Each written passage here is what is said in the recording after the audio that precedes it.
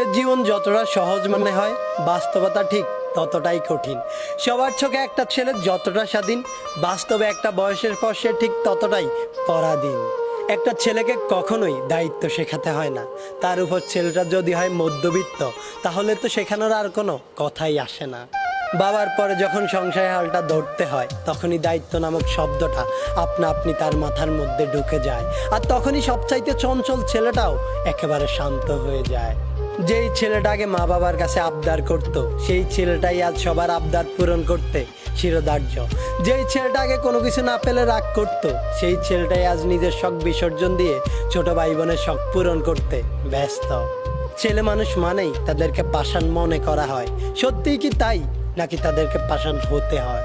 সত্যি বলতে ছেলে মানেই পাষাণ নয়, কষ্ট ছেলেদেরও হয়। একটা মেয়ে চাইলে কান্না করে তার মনের কষ্টগুলো সবাইকে বলতে পারে, কিন্তু একটা ছেলে চাইলেই